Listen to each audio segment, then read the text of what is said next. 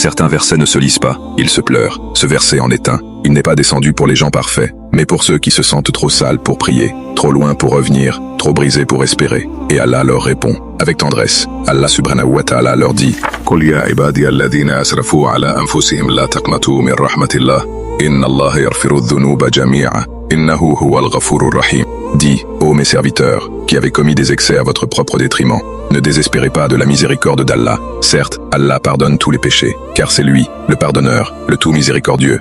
Ibn Kathir nous explique, invite à un espoir infini même pour ceux qui se croient perdus, car Allah ne ferme pas la porte avant que le cœur ne se ferme lui-même, et son pardon demeure accessible tant qu'on l'implore. Pour Al-Qurtubi, ce verset constitue un baume pour les âmes meurtries, une réponse solennelle à toute détresse. Dieu rappelle que nul ne doit désespérer, car il voit chaque repentir murmuré par une poitrine blessée. Selon la pensée de Ibn al-Qayyim, quand on se repent sincèrement, tout ce qui souille ou annule les bonnes œuvres est effacé par cette miséricorde infinie, car il est vraiment le pardonneur, le miséricordieux. Il y a des versets qui soulèvent le cœur, et d'autres qui le recousent doucement, fil après fil, larme après larme. Celui-ci est un refuge pour les âmes naufragées. Il est une lumière jetée dans les ténèbres de ceux qui croient qu'il est trop tard. Il parle à ceux qui ne se pardonnent plus, ceux qui se regardent dans le miroir comme on regarde une ruine. Allah ne dit pas simplement « je pardonne ». Il parle à ceux qui ont franchi les limites, à ceux qui ont abusé d'eux-mêmes, à ceux dont le cœur est cabossé par des années de regrets. Il ne dit pas « ô pieux, revenez ». Il dit « ô mes serviteurs, ceux qui ont chuté, ceux qui se sont oubliés, ceux qui ont sali leurs propres mains, mais qui malgré tout restent ses serviteurs. » Ce n'est pas une invitation, c'est un appel déchirant, un cri d'amour divin lancé à ceux qui pensent que Dieu les a oubliés, car dans l'océan de ses noms,